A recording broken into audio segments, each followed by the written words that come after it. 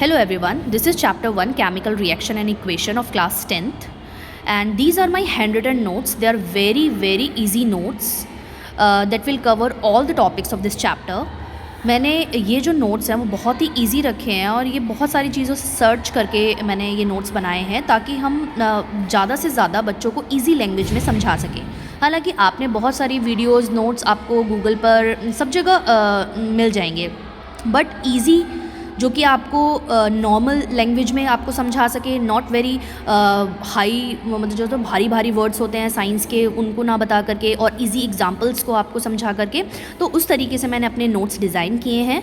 अब ये आप देख रहे हो कि ये आपके इस चैप्टर के टॉपिक्स हैं और ये जो टॉपिक्स हैं इन्हीं टॉपिक्स में पूरा चैप्टर कवर है, ठीक है। जैसे कि केमिकल रिएक्शन क्या होती है, उसके एग्जांपल्स हम पढ़ेंगे, उनकी कैरेक्टरिस्टिक्स पढ़ेंगे कि हम किस बेसिस पर कह सकते हैं कि केमिकल रिएक्शन है। फिर केमिकल इक्वेशन क्या होती है, उसको लिखते कैसे हैं, फिर उसे मतलब उसकी वर्ड इक्वेशन क्या होती है, उसको बैलेंस कैसे करते हैं। टाइप ऑफ रिएक्शंस हम समझेंगे, ऑक्सीडेशन रिडक्शन, ये बहुत ही इंपॉर्टेंट पॉइंट है, कोरोजन एंड रेंसिडिटी। तो ये पूरा जो ये टॉपिक्स है ना, ये इस पूरे टॉपिक्स में ही ये चैप्टर ओवर है, ठीक है। So let us understand this chapter. तो सबसे पहले हम समझेंगे देखो इस चैप्टर का नाम है केमिकल रिएक्शन। तो केमिकल रिएक्शन क्या होती है, आप अपने प्रीवियस क्लासेस में पढ़ते आ रहे हो reversible and non reversible changes, है ना। और केमिकल रिएक्शंस क्या होती हैं, यानी कि केमिकल रिएक्शन का मतलब है जब किसी भी सब्सटेंस में चेंज आ जाता है, कोई भी जब कंपाउंड, जब दो केमिकल्स या कंपाउंड्स आपस में रिएक्ट करते हैं तो उसमें कोई केमिकल चेंजेस आ जाते हैं, ठीक है। अब वही तो केमिकल रिएक्शंस होती हैं, मतलब जब कोई भी न्यू सब्सटेंस, जब कोई दो केमिकल्स आपस में रिएक्ट करते हैं या कोई भी दो चीज़ें जब आपस में रिएक्ट करती हैं और न्यू सब्सटेंस फॉर्म करते हैं विद न्यू प्रॉपर्टी, उसे ही हम क्या बोलते हैं, केमिकल रिएक्शन बोलते हैं, ठीक है। फॉर एग्जांपल, बहुत ही इजी एग्जांपल है, जैसे आप डे टू डे लाइफ में देखते हो कि मिल्क कर्ड में कन्वर्ट हो जाता है। अगर आपकी मम्मी या हमसे गलती से जो गर्मियों में जो दूध होता है वो हम अगर बाहर रख देते हैं किचन में रूम टेम्परेचर पर, तो वो कर्ड धीरे धीरे क्या होता है, वो शाम तक वो कर्ड में कन्वर्ट हो जाता है। तो ये ऐसा कैसे हुआ? तो एक्चुअल में यहाँ पर केमिकल रिएक्शन हुई है क्योंकि मिल्क के अंदर जो हमारे लैक्टोबैसिलस बैक्टीरियाज होते हैं, अगर उनको टेम्परेचर दे दिया जाए, और आप जानते हो कि समर्स में टेम्परेचर अच्छा खासा होता है, तो अगर वो टेम्परेचर उन बैक्टीरियाज को मिल जाता है तो वो उसको फर्मेंट करने लग जाते हैं, उसको कन्वर्ट करने लग जाते हैं और वो कर्ड में कन्वर्ट हो जाता है, ठीक है। तो ये केमिकल रिएक्शन हो गया। अब यहाँ पर हमें नहीं पता चला कि ये केमिकल रिएक्शन है, तो this is the example of chemical reaction. और भी बहुत सारे एग्जांपल्स हैं, जैसे कि अनकुक्ड फूड होता है, जैसे आप देखते हो रॉ वेजिटेबल्स होते हैं, जब उन्हें हम पका देते हैं तो वो चेंज हो जाता है, उनका कलर चेंज हो जाता है, उनका टेक्सचर चेंज हो जाता है, उनका टेस्ट चेंज हो जाता है। तो ये भी क्या होता है, केमिकल रिएक्शन होती है, क्योंकि यहाँ पर इन फूड को, अनकुक्ड फूड को हीट मिलती है, तो हीट से क्या होते हैं, वो रिएक्ट कर जाते हैं और वो अपने आप कन्वर्ट कर लेते हैं, ठीक है। नेक्स्ट है आयरन। ये तीनों एग्जांपल्स आप बहुत ही आसानी से अपने डे टू डे लाइफ में देखते हो। जैसे आयरन है, अगर लोहे की चीज़ को अगर आप बाहर रख देते हो तो क्या होता है, वो मॉइस्चर की वजह से, बारिश की वजह से आपने देखा होगा उसमें जंग लगने लग जाता है, तो वो रस्टेड होने लग जाता है। तो वही तो एक केमिकल रिएक्शन है। क्यों? क्योंकि आयरन उस मॉइस्चर और ऑक्सीजन से क्या करने लग गया, उसने रिएक्ट कर लिया, और रिएक्ट करने के बाद उसने रस्टेड, यानी कि वो आयरन रस्टिंग हो गया, उसमें रस्टिंग प्रोसेस हो गई है। तो these are the chemical reactions, और इनके ये एग्जांपल्स थे। Now come to the next topic, that is characteristics of chemical reaction.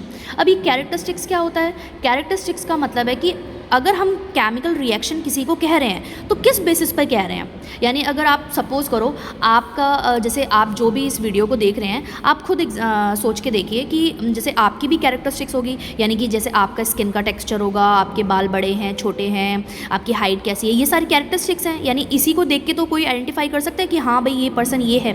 तो वैसे ही हमें केमिकल रिएक्शंस की भी कैरेक्टरिस्टिक्स है, और उन कैरेक्टरिस्टिक्स को देख करके हम बता सकते हैं कि यहाँ पर केमिकल रिएक्शन हो रही है, ठीक है। जैसे कि फर्स्ट आपके कैरेक्टरिस्टिक है, that is change in colour. यानी जब भी किसी रिएक्शन में कलर चेंज हो जाता है तो वो केमिकल रिएक्शन होती है। फॉर एग्जांपल फेरस सल्फेट बेटा एक केमिकल होता है जिसका फॉर्मूला होता है FeSO4, ठीक है, FeSO4, और ये लैब में, स्कूल की लैब्स में इजीली अवेलेबल होता है और ये एक्सपेरिमेंट भी ज़रूर कराते हैं, हम भी अपने बच्चों को कराते हैं, तो आपके टीचर्स ने भी आपको कराया होगा। तो फेरस सल्फेट को अगर हम स्पैचुला में लेते हैं और स्पैचुला से फिर हम बर्नर की हेल्प से उसको हीट करते हैं, तो एक्चुअल में फेरस सल्फेट का कलर जो ग्रीन कलर का होता है, जब फेरस सल्फेट क्रिस्टल्स होते हैं उनका कलर होता है ग्रीन, लेकिन जब हम उन्हें हीट करते हैं तो वो फेरिक ऑक्साइड में कन्वर्ट हो जाते हैं। क्यों कन्वर्ट हो जाते हैं? क्योंकि जो हीट से ये रिएक्ट कर जाते हैं और जो सल्फेट होता है वो सल्फ़र डाइऑक्साइड और सल्फ़र ट्राइऑक्साइड गैस में कन्वर्ट हो जाता है, और ये वाइट और बिल्कुल ही लाइट ग्रीन होता है ना, बिल्कुल लाइट ग्रीन, जैसे पता ही ना चलता हो कि वो ग्रीन कलर का है भी, तो इस कलर में कन्वर्ट हो जाता है। तो जब भी ग्रीन कलर वाइट कलर में कन्वर्ट हो जाता है फेरस सल्फेट का ग्रीन कलर हमारा वाइट कलर में कन्वर्ट हो जाता है और वो फेरिक ऑक्साइड में कन्वर्ट हो जाता है, तो वो ये बताता है एग्जाम्पल कि वो चेंज इन कलर हो रहा है, और ये जो चेंज इन कलर ये एग्जाम्पल बताता है कि इसमें केमिकल रिएक्शन हो रही है, ठीक है।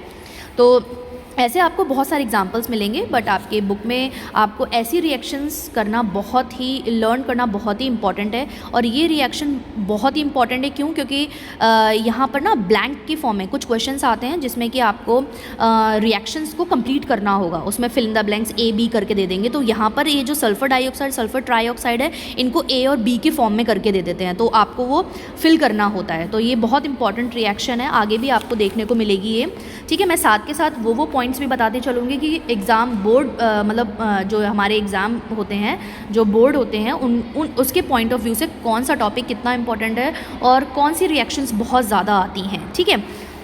नेक्स्ट हमारी कैरेक्टरिस्टिक है change in state. Change in state का मतलब क्या होता है? आपने प्रीवियस क्लासेस में पढ़ा है, हमारी 3 स्टेट्स होती हैं, सॉलिड, लिक्विड एंड गैस।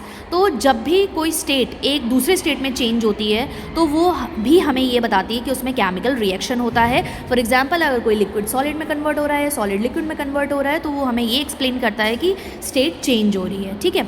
अब एक एग्जांपल ले लेते हैं, ये तो बहुत नॉर्मल है, आप अपने घर में कैंडल्स को बर्न करते हो ना, जलाते हो, तो कैंडल्स किसकी बनी होती है? वैक्स की बनी होती है, और वो सॉलिड फॉर्म की होती है, लेकिन जब हम उसे जलाते हैं यानी कि हीट प्रोवाइड करते हैं तो वो किस में कन्वर्ट हो जाती है? वो मेल्ट होने लग जाती है, ठीक है। आप देखते होंगे कि वो मेल्ट हो रही है, तो वो सॉलिड वैक्स जब लिक्विड वैक्स में कन्वर्ट हो रही है प्लस कार्बन डाइऑक्साइड रिलीज़ होती है, तो ऐसी टाइप की रिएक्शन ये जो हमारा स्टेट चेंज हो रही है, ये भी हमें कैरेक्टरिस्टिक बताती है कि यहाँ पर केमिकल रिएक्शन हो रही है, ठीक है।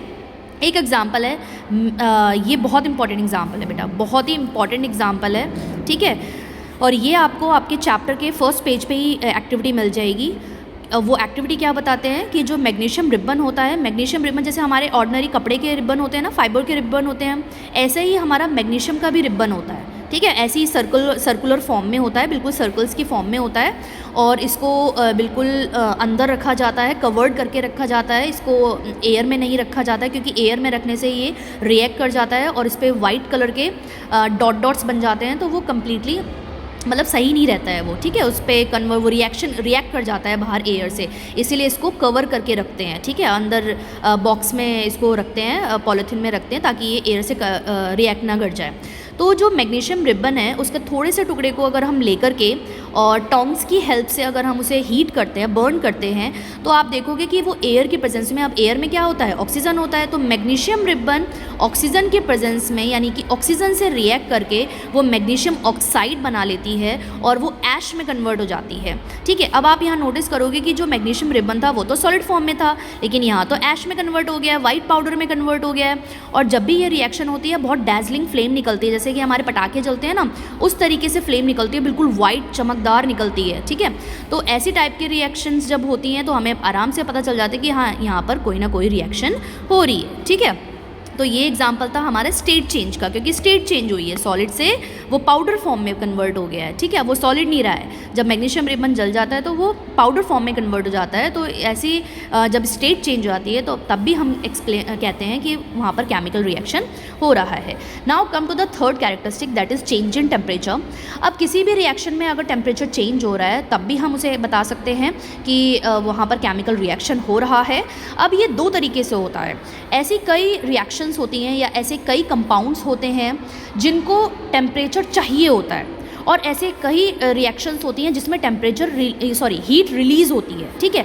तो ऐसी रिएक्शंस जिसमें हीट रिलीज़ होती है उनको हम एक्सोथर्मिक रिएक्शन बोलते हैं।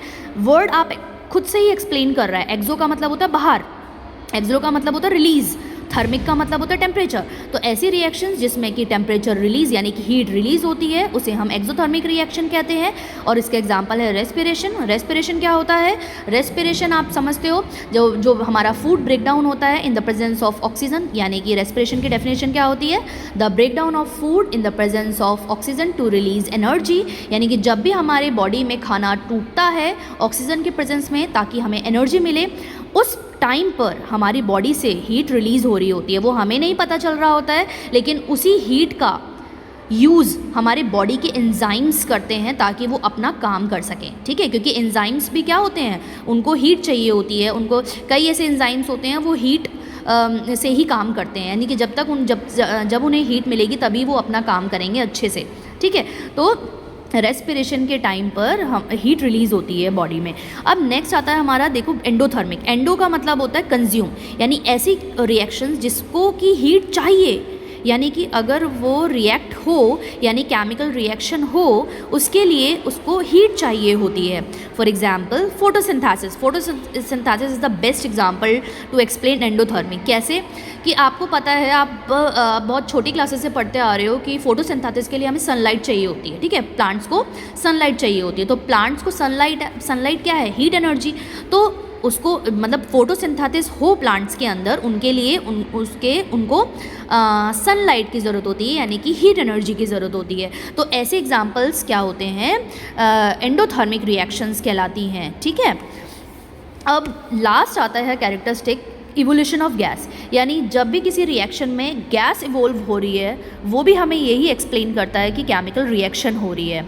जैसे कि ये जिंक और सल्फ्यूरिक एसिड, ये दोनों केमिकल्स, ये दोनों कंपाउंड्स हमारे लैब में प्रेजेंट होते हैं। जिंक हमारा सॉलिड फॉर्म में प्रेजेंट होता है, जिंक की पैलेट्स होती हैं, और ये मैं आपको लैब एक्सपेरिमेंट आपको मैं बहुत ही जल्द अपलोड करूँगी, ठीक है। तो जिंक की जो पैलेट्स होती हैं सल्फ्यूरिक एसिड के साथ रिएक्ट करके वो एक सॉल्ट बनाते हैं, जिंक सल्फेट, और एक गैस रिलीज़ होती है दैट इज़ हाइड्रोजन गैस, और उसका भी एक टेस्ट होता है दैट इज़ पप साउंड टेस्ट। तो ये जो रिएक्शन है वो एग्ज़ाम पॉइंट ऑफ व्यू से बहुत इंपॉर्टेंट है, क्योंकि जब जिंक सल्फ्यूरिक एसिड के साथ रिएक्ट करता है तो वो एक सॉल्ट बनाता है, और सॉल्ट जब बनाता है तो उसमें से एक गैस रिलीज़ होती है जिसे हम टेस्ट करते हैं, और वो टेस्ट का नाम होता है पप साउंड टेस्ट, जो कि मैं आपको आगे की क्लासेस में एक्सप्लेन करूँगी।